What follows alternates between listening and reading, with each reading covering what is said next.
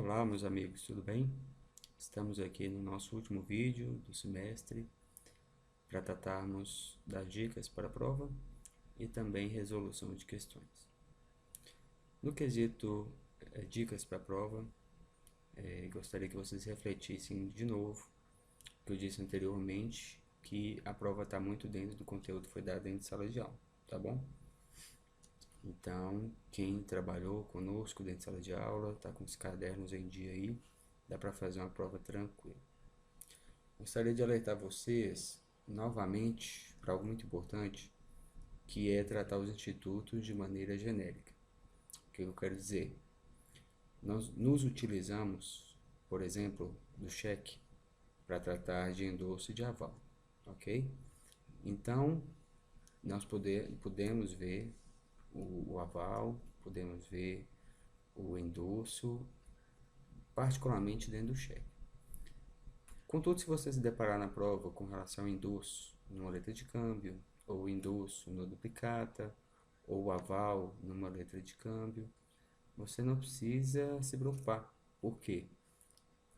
Como tratado dentro do cheque, vai ter os mesmos reflexos nos outros títulos de crédito. Tudo bem? Então, quando você vê um endosso numa duplicata, você pode lembrar do que nós vimos em cheque. A aplicação vai ser a mesma, tá bom?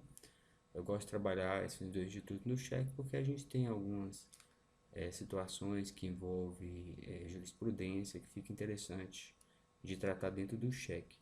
Mas as decorrências jurídicas desses institutos são aplicáveis para os outros títulos de crédito também, tá? Então, você estudou o endosso, estudou o aval dentro do que vimos dentro de sala, é aplicável aos outros títulos de crédito também, ok? Então, a primeira dica valiosa é essa. Segunda dica importante, nós temos na prova, salvo engano, 4 questões a respeito de aval. A prova tem 12 questões, tá? Variando aí de 2 pontos ou 1,5 ponto. Então, quando você tem 4 questões de aval, vejam bem que é uma pontuação grande. E temos 2 questões de endosso mandato. 2 questões de endosso mandato. Então, se você estudar esses dois institutos aí, você já está garantindo metade da sua prova, tá? E outros conteúdos de maneira direta ou indireta estão aqui dentro desse exercício, tá? Então, deem atenção ao que eu vou falar aqui, embora eu deixe para lançar essas dicas e até mesmo a resolução nesse último momento, que a ideia é que vocês tenham estudado mesmo, deixar vocês estudarem até o último minuto. E agora só para você falar, né? Poxa, o professor quer que eu dê uma atenção especial a isso. Mas você só pode dar também atenção especial a isso se você tiver conhecimento do resto. Então, se você for estudar apenas endosso mandado para fazer a prova, se você não souber mais ou menos do que é um endosso, não se lembrar do que é uma nota promissória, o que é um cheque, de repente você não consegue resolver a questão. Muito bem, então falei aí de metade da prova já. Com relação ao endosso mandato, lembrar quem que vai ser responsabilizado, né? No caso de um protesto indevido, é o mandatário ou é o mandante? Né? Vimos que é, em regra geral, o mandante que resolve, a não ser que o mandatário tenha extrapolado seus poderes. Tudo bem? É o principal aí a se lembrar de endosso mandato. Com relação a aval, a diferença para a fiança, tá? Lembrar que trata de um direito autônomo, tudo bem? Não tem benefício de ordem, trata-se na verdade de uma autonomia. Muito bem. Então, de dicas assim genéricas, basicamente é isso. Vamos falar agora de outros temas que, como eu disse, diretamente ou indiretamente estão dentro da prova. Vamos fazer isso resolvendo as questões, tá? Então, vocês já estão vendo aí na tela de vocês a questão número 1. Quem quiser, tem aí o material em mão também para fazer suas anotações. Vamos lá. Questão 1. Sobre a nota promissória, o cheque e a duplicata, marque a alternativa correta. Então, teremos aí 4 incorretas e uma correta. Vamos atrás dela. À exceção do cheque, a duplicata e a nota promissória constituem títulos executivos. Muito bem, a questão está incorreta porque, à exceção do cheque, ou seja, está dizendo que o cheque não constitui um título executivo. E é uma questão que vimos muito bem dentro de sala de aula. Vimos até a ação executória, os reflexos dela dentro do cheque, até o próprio prazo prescricional do cheque para uma ação executória. Então, não tem aqui que fazer nenhuma excludente. O cheque é sim um título executivo, tá? Constante lá no artigo 784, inciso 1º do Código de Processo Civil, tá bom? Bem tranquilo. Então, essa está errada, a gente não vai marcar. Letra B. A nota promissória, o cheque e a duplicata são títulos de crédito impróprios. Então, veja bem que, na verdade, todos os títulos de crédito que nós trabalhamos em sala são títulos de crédito próprios, tá? Os títulos de crédito impróprio, a gente não chegou a trabalhar, são títulos que apenas usam parcialmente, utilizam-se parcialmente de todo esse arcabouço legal que nós vimos dos títulos de crédito, tá? Então, eles são títulos semicambiais, tá bom? Não se preocupem com eles, como a gente não viu nenhum título de crédito impróprio, eles não vão cair na prova, né? Vocês não vão ter que dar exemplo, nem nada disso. Então, também não vou me estender aqui. Mas tenham em mente que os títulos que vimos, eles obedecem sim todos os reflexos cambiais cabíveis dentro das suas leis específicas e do próprio Código Civil, tá? A gente tinha uma lei, a Lei Uniforme de Genebra, a LUC, como uma lei principal de todos os títulos de crédito. Depois que o Código Civil veio aparecer, ele se tornou a lei principal. Então tivemos ali parte da LUC até extirpada e, logicamente, as leis específicas, tá bom? Então, todos esses títulos aí que trabalhamos, letra de câmbio, nota promissória, cheque, duplicata, são títulos próprios e vão seguir, sim, toda a parte cambiária das suas leis especiais e do Código Civil. Então, a letra B também não deve ser marcada porque não são títulos impróprios, são títulos próprios. Letra C. O cheque e a duplicata são ordem de pagamento e a nota promissória é uma promessa de pagamento. Ok, a letra C está correta, é a nossa alternativa a ser marcada.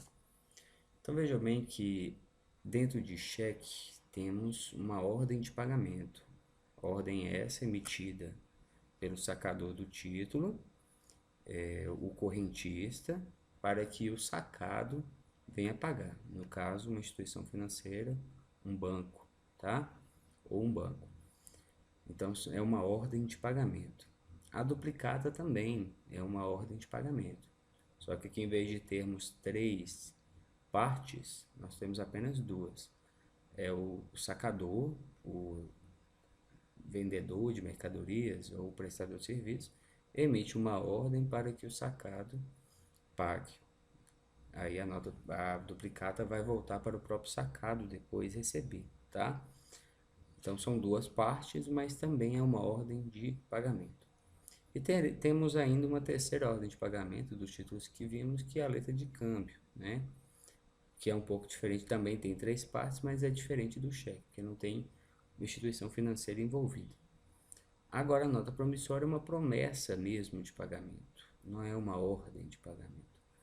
Quando a gente até brincou dentro da sala de aula, eu disse para vocês que ninguém anda com uma nota promissória dentro do bolso, vai fazer uma compra, vai falar, tá aqui, estou te emitindo uma nota promissória, tá? Na verdade, é o próprio vendedor que oferece o título ali.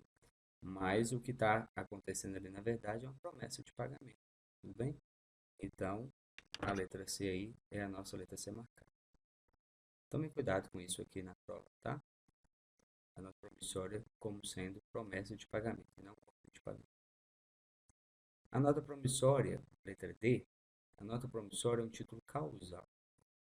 Então não está correto porque o título causal que vimos lembrem-se, é a duplicata causal, porque ela está vinculada a uma fatura e, por sua vez, está vinculada a uma nota fiscal e a um negócio jurídico específico, ou seja, uma compra e venda mercantil ou uma prestação de serviço.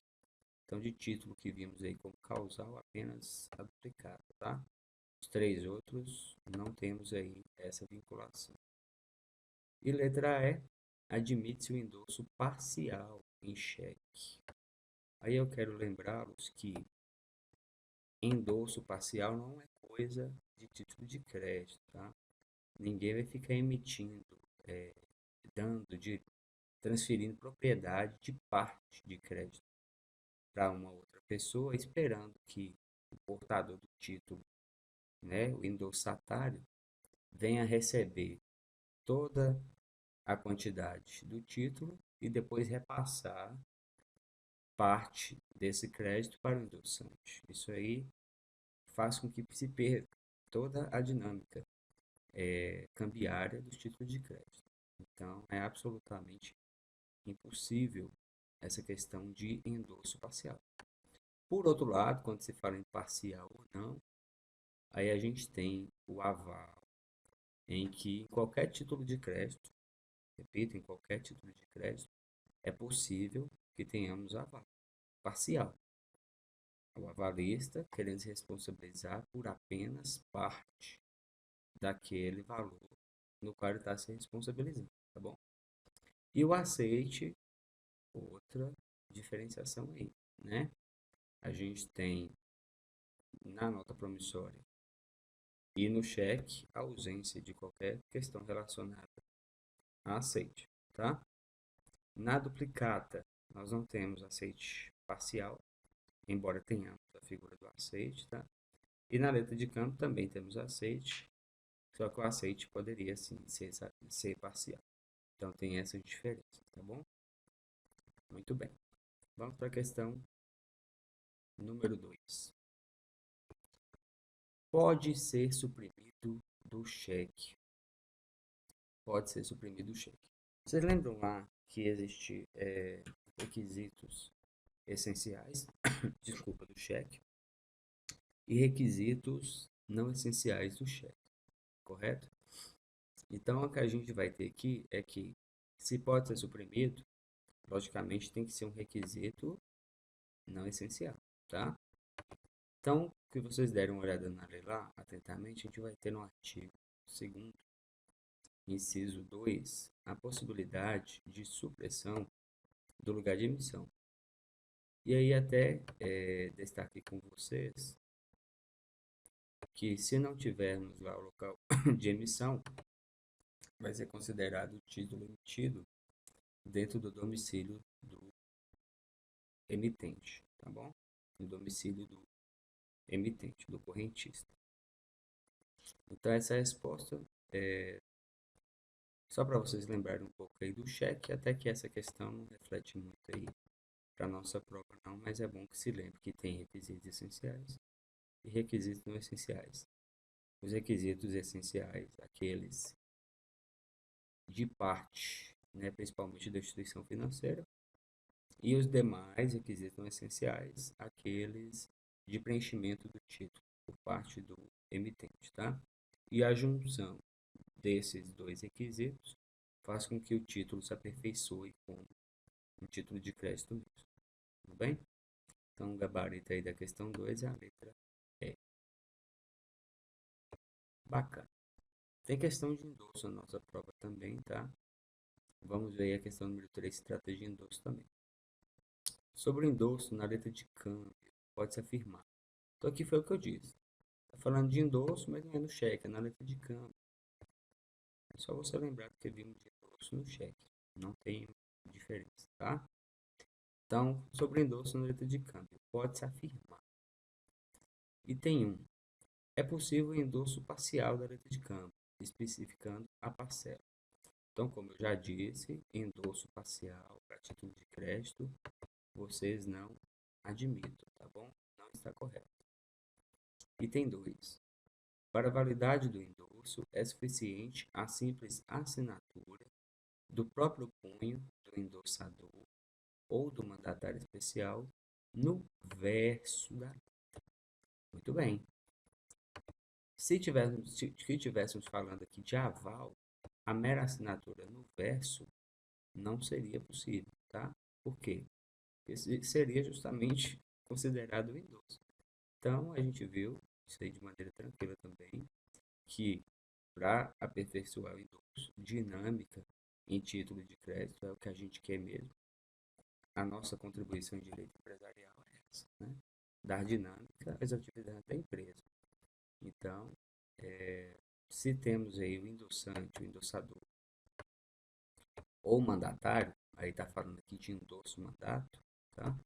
Apenas a assinatura no verso da letra de próprio punho aperfeiçoa o endosso, tá? Então tá verdadeiro.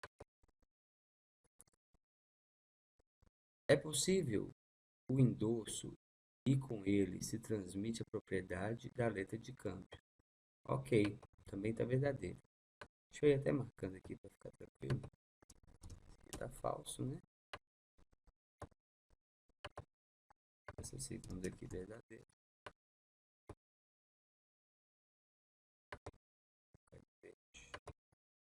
E temos a terceira aqui. É possível o endosso e com ele se transmite a propriedade da letra de câmbio. Letra V aqui de verdadeiro. Então está falando que o endosso aqui é possível em que título de crédito? Na letra de câmbio. É possível o endosso? É. E qual que é o efeito? Temos lá do artigo 17 da lei de cheque, lembra que a gente viu? Vai estar lá, isso eu estou falando de cheque para vocês lembrarem, tá? A gente tem o artigo 17 em que vai haver a transmissão do crédito e tem o artigo 21 em que teremos o que? A coobrigação. Então, o efeito natural do endosso, o endosso, se você for tratar de maneira genérica, é basicamente a transmissão mesmo do título, tá? Então, tá verdadeiro. Item 4. A cláusula por procuração, lançada no endosso, indica o mandato com todos os poderes, salvo o caso de restrição, que deve ser expressa no mesmo endosso. Então, aqui, mais uma vez, temos uma situação de endosso, um mandato. Aí eu lembro vocês que é aquele momento em que, na verdade, estaremos falando de endosso impróprio. Por quê? Impróprio porque o endosso normal é aquele em que se transmite, como acabamos de ver no item anterior, transmite-se o crédito. Já o endosso mandato é impróprio, porque eu não estou transmitindo o crédito. Eu estou mandando que uma pessoa ou instituição financeira venha o quê? Cobrar o crédito para mim. Eu não quero me indispor com o meu devedor. Aí assim que ele receber o dinheiro, vai tirar seu percentual e repassar o valor para o seu credor originário, que é o mandante e não o mandatário, tá? Se você escrever lá por procuração e der sua assinatura, você está indicando o mandato com todos os poderes, tá? Se você quiser fazer alguma restrição, você que coloque lá junto com o endosso. Tudo bem? Então nós teremos aí nosso gabarito apenas, está falando correto, né? O item correto. Então se nós queremos as corretas, nós queremos as três últimas que vimos aí. Item 2, 3 e 4. Então é a nossa letra A, tá bom? Muito bem. Questão 4. Considerando o disposto no Código Civil acerca dos títulos de crédito, assinale a opção correta. Código Civil, né? Como diz também, está disciplinando aí os títulos de crédito. É válido o endosso parcial do título ao portador? Já vimos que endosso parcial não. Então tá falso. Opa, isso. O endosso mandato, deixa eu só marcar aqui que a gente quer a correta, né? O endosso mandato perde a eficácia com a morte do endossante. Será? Gente, vocês se lembram que título de crédito tem aquele princípio lá da autonomia? Princípio importante.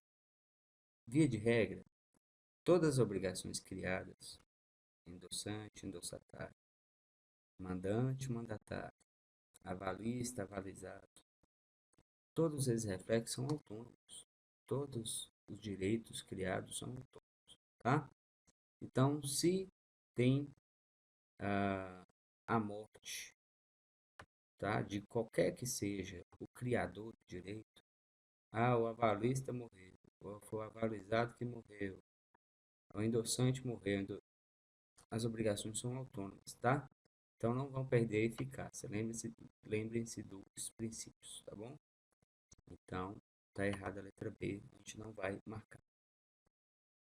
É vedado o aval em branco. Lembre-se que eu posso dar o aval em branco, temos o aval em preto, em que eu vou indicar, vou descrever quem é o meu avalizado, tá? E tem o aval em branco, em que eu não coloco. Como que é o aval em branco? Avalizo A e assino. Ou apenas faço a assinatura no anverso. Aí é o meu aval, tá? Em branco. Qual que é o grande problema do aval em branco que vimos? Se eu não especificar quem é o meu avalizado, vai se considerar que o avalizado é o emitente. Então, de repente, você está querendo avalizar um co-devedor, e aí você, no final das contas, vai avalizar o emitente. E qual que é o grande problema disso? Vamos tratar, por exemplo, da duplicata. Se não houver o protesto no prazo correto, o que vai acontecer? Eu não vou poder mais cobrar os co-obrigados. E aí, se eu não indiquei quem é o meu avalizado, sendo ele um co-obrigado, aí eu volto para o emitente. Aí eu recebo uma ação de todo tamanho lá, falando, ó, estou te cobrando aqui. Fala, poxa, mas não houve protesto do título. E eu sou um avalista de cobrigado. Para você indicou quem é o seu cobrigado? Quem é o seu avalizado? Não. Então, presume-se que você está avalizando o emitente. Então, pode te cobrar também, tá? Agora, existe vedação, conforme está indicando aqui na letra C? Não. Não existe vedação de aval em branco, tá? Letra D. A nulidade da obrigação por incapacidade do avalizado não afasta a obrigação do avalista, não havendo vício de forma.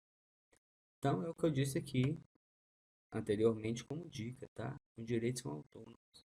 Então, morte de um, morte de outro, via de regra, tá? Salvo rara exceção, não vai afastar a obrigação, tá bom? Então, a letra D está correta, traz justamente essa dinâmica do título de crédito que queremos, tá?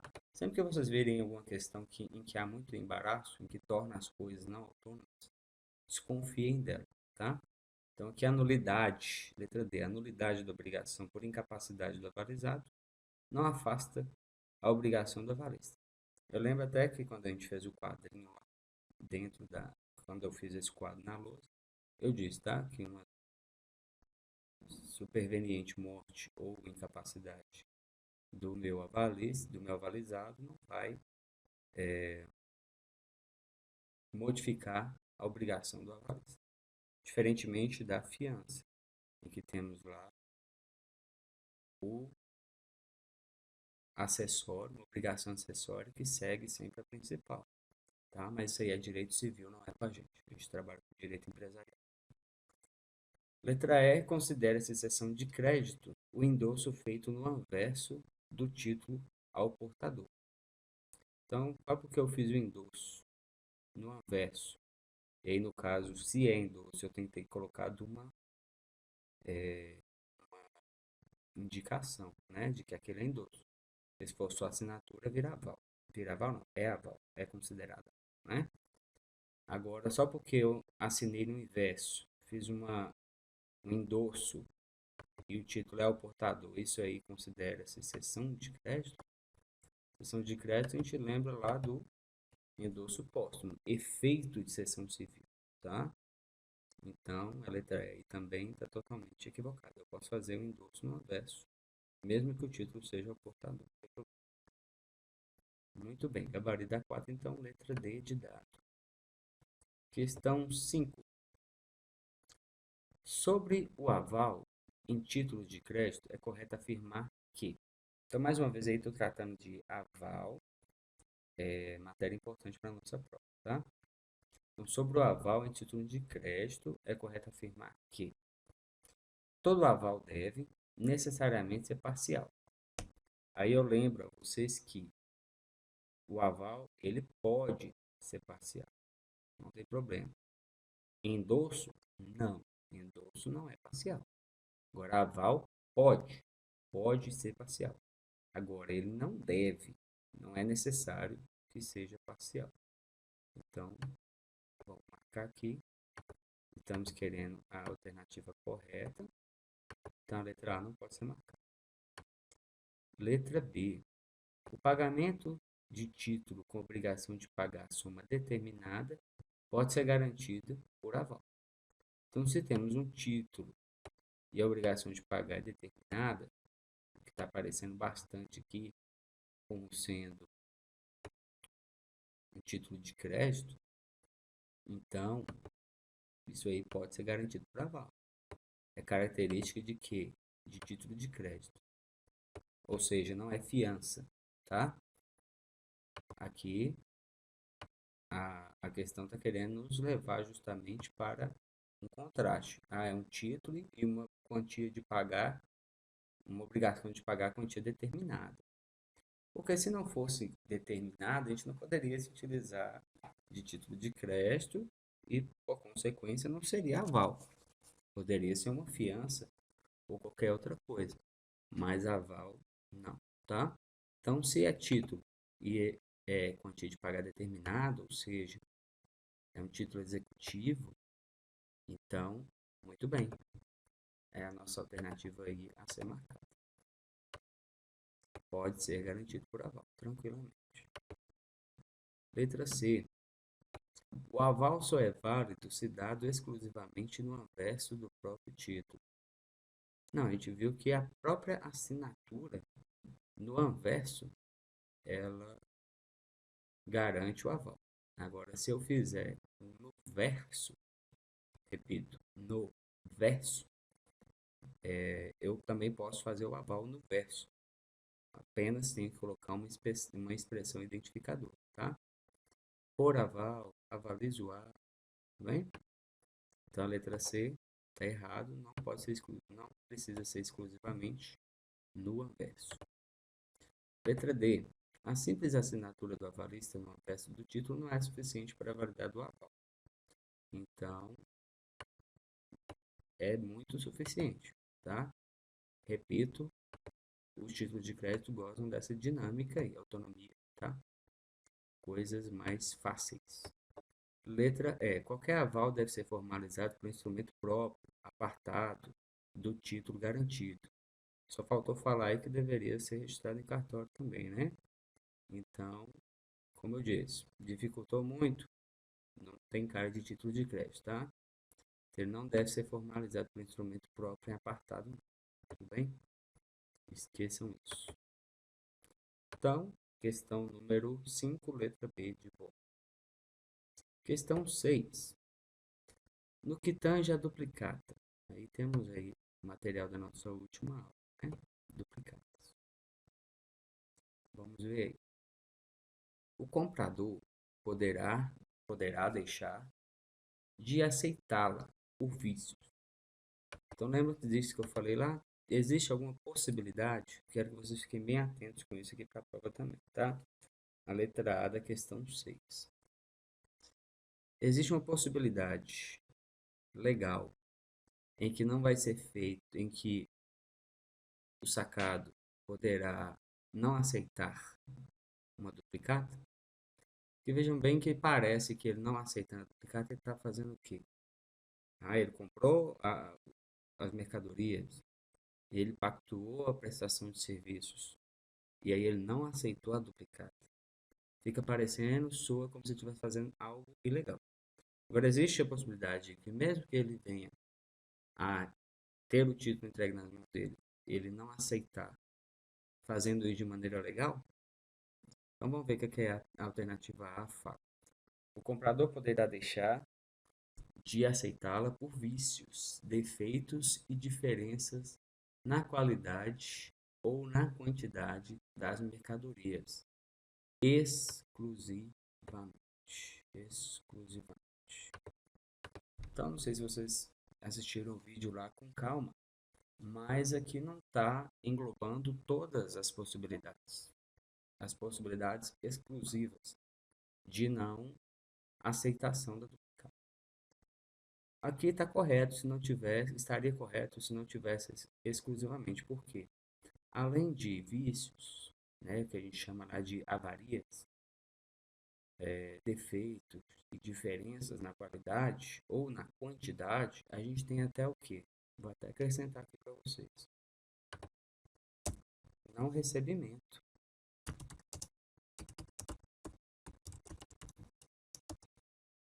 das mercadorias. Então, se ele não sequer recebeu as mercadorias, ele também pode o quê? Não aceitar de maneira legal as duplicadas. Falar, ó, eu não aceito, porque eu nem recebi as mercadorias. As mercadorias que eu recebi não vieram na quantidade correta, não vieram com vícios ou defeitos, tá bom? Então é uma forma legal de não se aceitar uma duplicata. Muito bem. Letra B de bola. É lícito, ou seja, é legal ao comprador resgatá-las antes do aceite, mas não antes do vencimento. Então, o que torna errado aqui é que mesmo que antes do vencimento é lícito ao comprador resgatar antes do aceite, tá bom? Não tem nenhum impedimento para isso aí. Letra C. Trata-se de título causal, ok, até aqui tudo bem, né? Trata-se de título causal, que por isso não admite reforma ou prorrogação de prazo de vencimento. Então, eu quero que vocês tenham bastante atenção com isso aqui. Vamos entender que trata de título causal? Ok, está correto.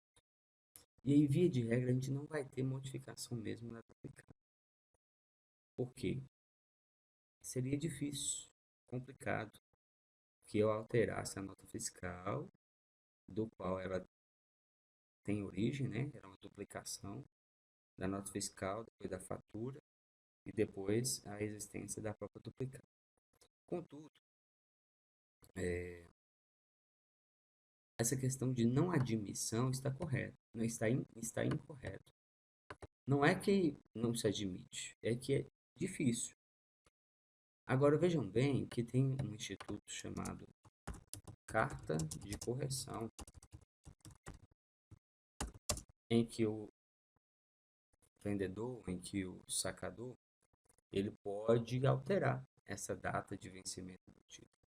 Então reparem bem que eu pactuo, um exemplo prático aqui, é pactuado entre o vendedor e o comprador a entrega de um lote de pneus, como vimos lá no nosso exemplo da aula, a Pirelli a Pirelli, fábrica de pneus, para com a Volkswagen, certo?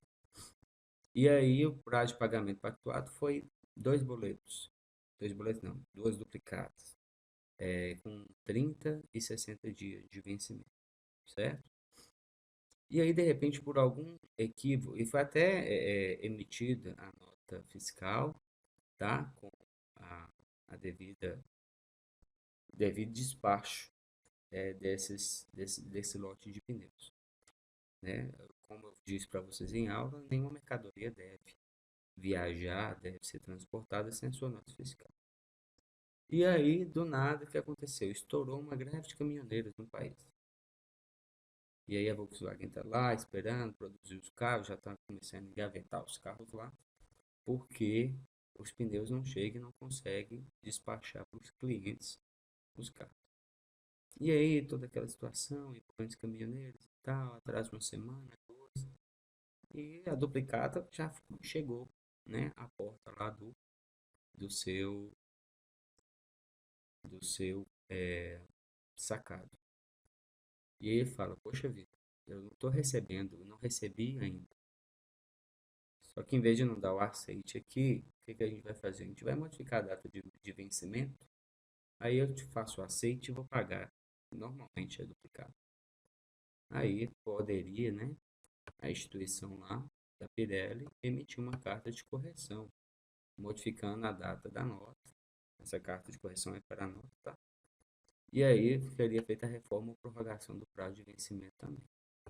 Tudo bem?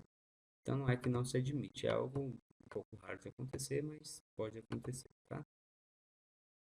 Então a letra C também não deve ser marcada.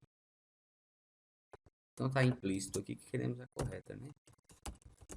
E até agora só achamos alternativas incorretas. Vamos para a letra D. É título protestável por falta de aceite, é uma forma de protesto, vimos isso, né? Ele pode protestar só pela falta do aceite.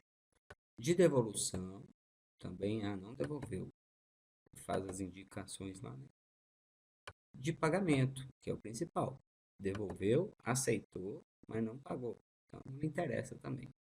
Então temos aqui três formas de protesto. Até aqui tudo bem. Então é título protestável, podendo o protesto ser tirado. Aí relembro para vocês que tirar protesto é efetivar o protesto. E não retirar, desfazer, tá? Então, podendo ser tirado mediante apresentação da própria duplicata, da triplicata, ou ainda por simples indicações do portador, na falta de devolução do título. Muito bem, gente. Aqui está expressando exatamente o que está lá no artigo 13º da Lei de Duplicatas, tá? Uma assertiva totalmente correta. Letra E. Em nenhum caso, perdão, poderá o sacado reter a duplicata em seu poder até a data do vencimento, devendo comunicar eventuais divergências à apresentante com a devolução do título.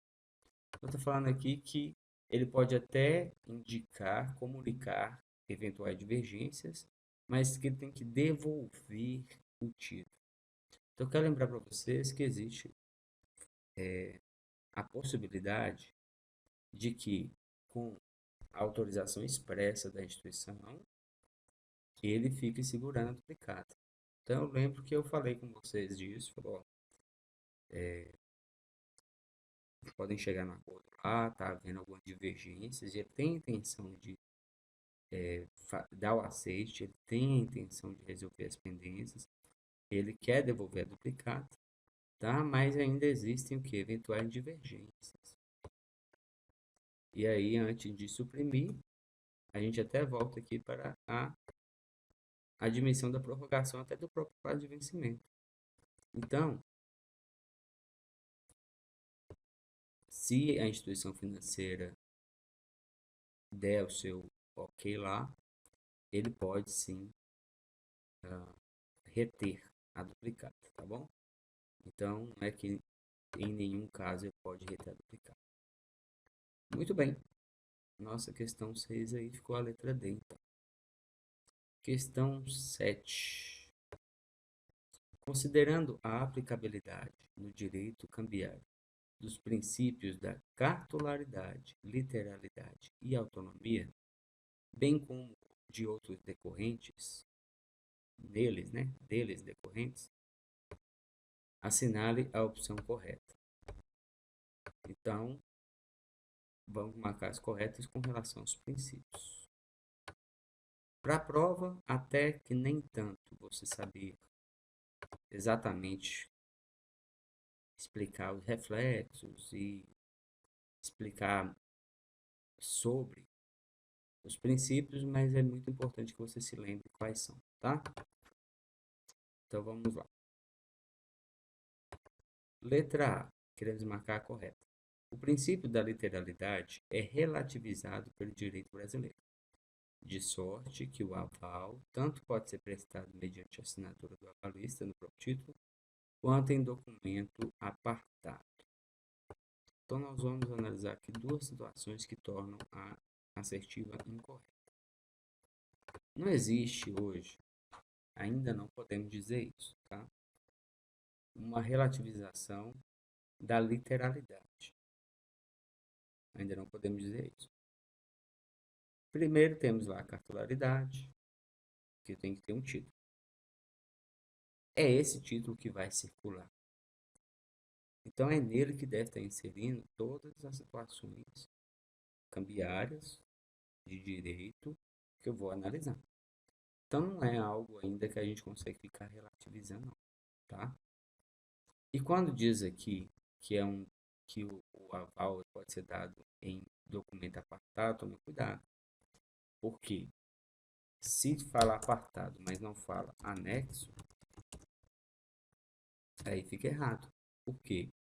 Existe sim uma possibilidade de que seja feito um documento, um aval apartado, em que eu vou fazer o quê? Descrever algumas situações de aval que eu queira. Embora a mera assinatura no verso resolva a minha vida, isso é claro, tá? Mas se eu quero colocar alguma situação que envolve o meu aval aí, tá? Ah, um aval parcial, por isso, eu quero enfeitar. Eu tenho que fazer um documento apartado, mais anexo ao título, tá bom? Senão, quem é que vai ter conhecimento de que existe um aval em parte? Tem que estar descrito lá, primeiramente, que tem um aval. Então, tiver só um aval anexo, ele nem vale, para começar. Pelo menos tem que ter indicação de que existe um aval. Agora, o que for de excesso em relação a esse aval, a lei até permite que você faça um aval, faça um documento em apartado anexo. Bom, muito bem, mas isso também não significa que está relativizando o princípio da literalidade. O que vale ainda é o que está literalmente inscrito no título. Letra B. Consoante o princípio da inoponibilidade, o devedor de dívida representada por título de crédito só pode opor ao terceiro de boa-fé as exceções que tiver contra este e as fundadas nos aspectos formais do título. Então é isso. Inoponibilidade é exatamente isso. A não possibilidade de análise do que, gente? Da causa debente. Ou ainda, causa subjacente. Certo? Então, eu não vou ficar aqui analisando oposições fundadas no negócio jurídico, tá? Apenas se houver algum aspecto formal do título que foi violado. Tudo bem? Então, está correto aqui a nossa assertiva letra B de bola. Muito bem. Letra C. De acordo com o princípio da literalidade, o título de crédito deve satisfazer seus requisitos formais no momento da emissão, sendo em regra, desculpa, gente, sendo em regra, onde que eu estou? Aqui na letra C. Nulo o título que, emitido em branco ou incompleto, venha depois a ser preenchido ou complementado pelo beneficiário. Ou seja, só vale aquilo quando o título, só vale o que tiver inscrito no título quando ele foi emitido, ou o credor de boa-fé pode acabar de preencher o título. Então, a gente viu, no mínimo, umas 3 ou 4 vezes aí, a súmula 837 do STJ, em que eu identifiquei para vocês a possibilidade do credor de boa-fé poder preencher o título para executar, tá? Então, a assertiva aqui fica incorreta, né? Sendo nulo o título que é emitido em branco incompleto vem depois ser preenchido. Essa parte está toda errada.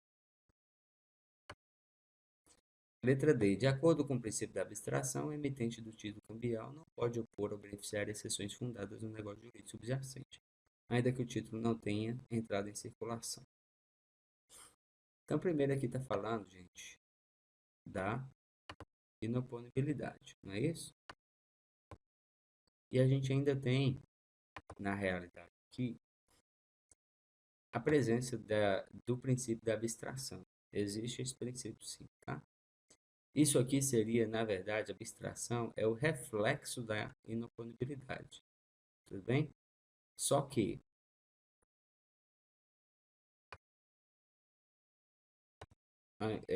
se acontecer isso aqui, o título não entrar em circulação, isso aqui eu estou falando do princípio da abstração, tá? Se o título não entrar em circulação, o STJ reconhece que poderia sim o emitente do título ou o beneficiário algumas exceções, tá? Isso aqui é a título de conhecimento de você, gente. Não se preocupem com isso aqui muito para a prova, tá? Eu não vou cobrar o princípio da abstração, até porque a gente não conseguiu ver com calma.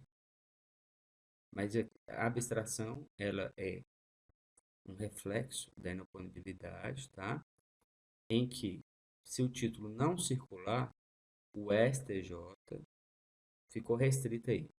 A relação entre o emitente do título e o seu beneficiário. Ficou restrito. O título não circulou. Se o título não circulou e não gerou outras relações, a STJ tem reconhecido a oposição do beneficiário das exceções fundadas no negócio jurídico, tá bom? Agora, isso aqui vai totalmente de encontro, vai chocar-se com o que a gente tem visto. Então, por favor, não se confunda. A regra é o princípio da inoponibilidade que vimos. Então, leve esse princípio para a prova. Leve esse. Eu não posso falar de causa dependente, tudo bem? Não posso falar de causa dependente. O princípio da abstração é algo reconhecido pelo STJ, que eu estou trazendo aqui a conhecimento de vocês para enriquecimento de informações, mas não é regra para vocês, e muito menos para a nossa prova, tá? Letra E. Em razão do princípio da cartularidade, a duplicata mercantil só pode ser protestada se o credor estiver com a posse do título. Então a gente já viu que isso é totalmente inviável. O que eu quero proteger, na verdade, é o credor e não o devedor. Então, se por um acaso, no momento em que o sacado recebe o título, ele decide rasgar o título e jogar fora, esconder dentro da gaveta, ou fazer qualquer coisa menos a devolução, eu posso fazer o protesto por indicações. Não é isso? As indicações da informação. Até postei para vocês no material um exemplo de pedido de protesto por indicação, tá? Então não precisa estar na posse deste título. Muito bem. Questão 8. Questão fundamental para a nossa prova também. Quero que vocês tenham atenção especial para a questão 8, tá? Antônio emitiu um cheque para pagamento de uma dívida. Então vejam bem que é um título não causal, não é isso? Ele emitiu para pagamento de uma dívida qualquer. Causal é só duplicata, lembre-se disso. Então Antônio emitiu um cheque, ok, para pagamento de uma dívida. Isso é informação até desnecessária. No lugar onde deve ser pago. O que ele está querendo dizer aqui? No lugar onde deve ser pago. Quer dizer que o cheque foi emitido na mesma praça de pagamento. Então, vamos destacar isso aqui. Mesma praça de pagamento. Então, ele emitiu um cheque no mesmo lugar onde deve ser pago. Se fosse em lugar diverso, onde ele fosse pago, onde ele deveria ser pago, aí seria praça diversa, tá? Muito bem. Mesma praça de pagamento vai nos levar ao quê? A informação do prazo de apresentação. Se é a mesma praça de pagamento, como é o exemplo aqui, 30 dias eu tenho para apresentar o título, a partir da sua emissão. Se fosse praça diversa, 60 dias. Não é isso? Muito bem. Então vamos continuar. A ação de execução desse cheque assegurado ao portador Carlos prescreve em. Então é isso aqui que eu quero que vocês guardem de importante para a prova, tá? E até adiantei em sala. Qual que é o prazo de prescrição do cheque, tá? Nesse caso aqui, se é a mesma prazo de pagamento, qual que vai ser a prescrição para a executividade do cheque? 30 dias, contado da data de emissão do cheque? Não. Isso aqui é a apresentação, não é isso? Que está dando a data de apresentação, não a de prescrição. 60 dias, contado da data de emissão do cheque? Isso aqui seria a apresentação para praça diversa. Também não é prazo de prescrição. 6 meses contados do termo do prazo de 30 dias para a apresentação do cheque? Perfeito, perfeito. A prescrição do cheque é 6 meses mais o seu prazo de apresentação, que vai ser 30 ou 60 dias contado de onde, gente? Da emissão do cheque. Então, a letra C é o nosso gabarito. Deixa eu trocar aqui, ficou errado. 6 meses contados do termo do prazo de 60 dias, então não é 60 dias, né? Se ele foi emitido no mesmo lugar onde deve ser pago, é a mesma prazo. Então não vai ser 60 dias, vai ser 30 dias. Mas o prazo de 6 meses aqui tá ok. 6 meses contado da data de emissão do cheque. Aí esqueceu de contar do prazo de apresentação, né? Comeria aí 30 ou 60 dias a mais do seu prazo. Então, nosso gabarito, letra C de casa. Questão 9, quase finalizando aí, né? Questão 9. Constitui uma promessa incondicional de pagamento. Não preciso aqui nem me dar o luxo de ler o resto da questão. A gente viu 4 títulos de crédito. 3 deles são ordem de pagamento e apenas um promessa incondicional de pagamento. Se é promessa incondicional de pagamento, só pode ser nota promissória. Mas vamos ver que a gente consegue abstrair aí ainda alguma informação boa para nós. Constitui uma promessa incondicional de pagamento emitida por um subscritor, então não é um sacador, né? É um subscritor, que se compromete a pagar a uma segunda pessoa, então já está indicando que é uma segunda. Então já exclui de cara uma letra de câmbio e um cheque, tá? Uma quantia determinada é o que torna, né, o título executivo, né? Quantia certa, líquida e determinada. Em prazo previamente estipulado. Alguns de seus elementos fundamentais são o nome da pessoa a quem se deve pagar, o total a pagar e a assinatura do emitente. Tal descrição corresponde. Cheque não, duplicata não, fatura nem é um título, né? Letra de câmbio também não. Então, a letra C, nota promissória. Já ficou fácil essa, né? Questão 10. Em relação ao título de crédito, é certo que... Então, queremos a assertiva correta. A prática comercial de emissão de cheque com data futura de apresentação, conhecido como cheque pré-datado, desnatura sua qualidade cambiariforme, por representar mera garantia de dívida.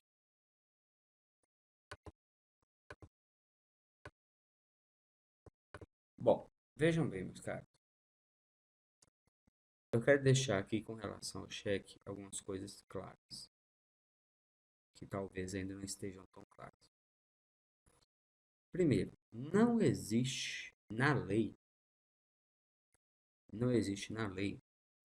mesmo depois de todos o tempo que se passou desde que a lei foi criada, mas ainda hoje nela não existe nada que permita, tá?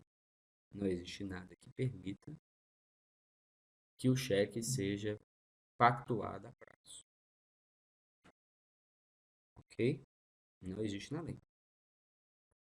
O que que impede que uma pessoa venha querer descontar esse cheque? Se ele for levar lá ao banco, dependendo, tá, da assessoria jurídica, o banco vai permitir que pague. Mas o que impede hoje não é a lei. O que impede é a possibilidade de uma ação por danos morais. Pois bem. O fato de se transmitir o cheque como pré-datado vai desnaturar sua qualidade cambiariforme? Em certa medida, sim, tá? Por quê? O cheque é pagamento à vista e considera-se como não escrita conforme a lei qualquer outra menção contrária. Tudo bem? Agora, o que que me permite fazer com que o cheque continue circulando e tenha suas condições cambiárias ainda mantidas? A vida que se dá depois ao cheque, tá? A pactuação entre as partes. Então, eu recebi o cheque, eu respeito o prazo por uma súmula do STJ, mas não é pela lei. Pela lei, isso aqui está correto, mas pela vida prática do cheque, não, tá bom? Ou seja, se falar lá que a pós-datação do cheque não tem efeito cambial, está correto. Agora, a gente não pode confundir com falar que isso não vai, que isso vai descaracterizar o cheque como título. Isso aí não vai. Outra coisa que não descaracteriza o cheque como título, o fato de não ter dinheiro na conta do emitente, tá? Continua sendo um título de crédito. Tanto é que ele é executivo. Então, vamos lá. Eu fui falando informações, às vezes não ficou tão claro. Então, eu vou pontuando. Quero deixar isso bem claro. A pós-datação, ou pré-datação, não tem efeito cambiário. Tem reflexo cível, mas não faz o cheque perder sua natureza de título de crédito e, portanto, executivo. Esse é o ponto número 1, tá? Certo. A pós-datação não tem efeito cambiário. Tudo bem? Muito bem. Segundo, o fato de não ter dinheiro na conta do emitente também não descaracteriza o título, o cheque como título de crédito. Também não descaracteriza, tá bom? O que mais? É o que a própria questão está falando. O cheque, como for pré-datado, até que ele desnatura a cambiariforme, a qualidade cambiariforme. Mas não porque ele vai representar uma mera garantia de dívida, tá? Ele continua sendo título de crédito. É só o efeito cambial aqui que não é aquele desejado pela lei. Mas o dia a dia do cheque, como as pessoas estipularam, e aí a jurisprudência tem que nos dar suporte para que a vida prática se resolva, tá? Vai permitir isso. Agora, o cheque aqui não representa uma mera garantia de dívida. Ele continua sendo título de crédito. Mera garantia de dívida, aí a gente não tem condição de uma ação executiva. A gente teria aí uma monitória, um completamente ilícito, tá bom? Então, minha intenção aqui é ajudar, não é atrapalhar. Estou trazendo algumas informações importantes para você, tá? Fiquem atentos com o que eu falei. Vou até repetir. A pós-datação não tem efeito cambiário, não tem efeito cambiário, mas o título não deixa de ser título de crédito, tá? Vai ter repercussão cível. Muito bem.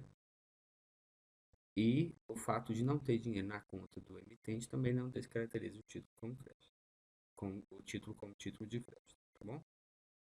Bacana. Guardando isso aí, tá bom. Letra B. Estamos procurando a correta. Não existe a figura do aceite na letra de câmbio. Na letra de câmbio não existe a figura do aceite? Existe. Existe até o aceite parcial, tá? Letra C. O valor exato e certo contido em uma nota promissória não pode sofrer acréscimos de juros ou de correção monetária, pois isso implicaria a ausência de liquidez do título. Então, isso aqui está incorreto, né, gente? Quer dizer que eu tenho um título de crédito na mão, aí a pessoa me demorou, né? Lembrando, por exemplo, numa nota promissória, como é o exemplo aqui, que vai prescrever em 3 anos. Aí lá, quando eu resolver acionar a parte ainda em execução, eu não vou poder inscrever lá uma correção monetária nem juros, porque isso vai implicar falta de liquidez no título? É claro que não. A lei nos possibilita até a inclusão dos juros legais, que é 1%, e você encontra lá nos indicadores do site do STJ até uma tabela em que você vai fazer o cálculo. Tá? Quem quiser aprender a fazer esse cálculo aí para calcular os juros legais, eu ensino a fazer, tá? Você vai lá na tabela do STJ, tem um indicador lá, multiplica pelos juros legais, faz a atualização monetária e você vai ter representado lá a execução correta do seu título, tá? Tem uma doutora lá, esqueci o nome dela agora, me perdoe, que está com as notas promissórias lá. Às vezes eu vejo ela na turma. Se ela tiver interesse, eu tenho o maior prazer de ensinar a fazer os cálculos corretos, tá? Letra D. A cédula de crédito cambiário permite a posição de juros, vedada, porém, sua capitalização, isto é, a cobrança de juros compostos. A gente nem viu aí cédula bancária, tá? Mas não é vedada a cobrança de juros compostos, tá bom?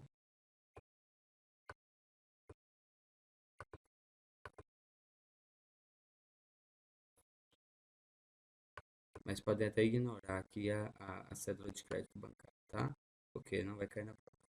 Também é a título só de conhecimento de vocês. Muito bem. Letra E. O emitente da duplicata deve enquadrar-se como comerciante ou prestador de serviço, incluindo-se aquele que fabrica produtos e o profissional liberal, ao qual também se permite a emissão. Isso aqui está refletindo justamente a característica da duplicata de quê? De título causal, não é isso? Eu só posso emitir a duplicata se eu for comerciante ou prestador de serviço, abrindo-se a exceção também ao profissional liberal. Então, como eu dei exemplo na nossa aula de duplicatas, se eu estou vendendo meu carro, mas eu não sou um comerciante de carros, é uma situação em que eu estou querendo trocar de carro, e aí eu me proponho de maneira não profissional, de maneira absolutamente amadora, a vender meu carro para alguém que tem interesse de comprar. Se eu quiser receber esse título, esse valor através de um título de crédito, eu não posso exigir uma duplicata do meu devedor. Tudo bem? Não existe essa situação. Ele vai me pagar com cheque, com qualquer outra coisa que ele queira. Dinheiro à vista.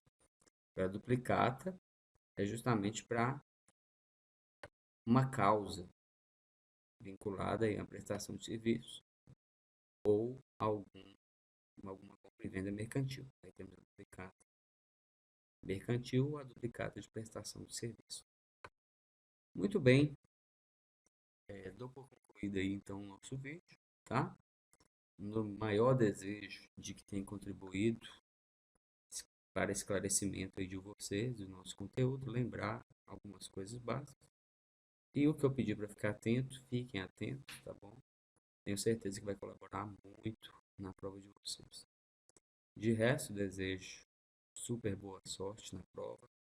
Tenham calma, não vou para a prova nervosa. Minha prova não tá difícil, tá? Se vocês lerem com calma, lembrarem do que eu falei, com certeza farão uma prova muito boa e vai dar para ganhar os pontos necessários para avançar no semestre, tá?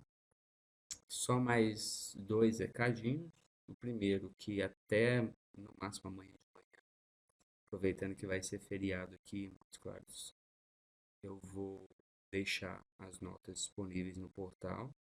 Então todo mundo já vai para a prova sabendo de quanta nota precisa, ok?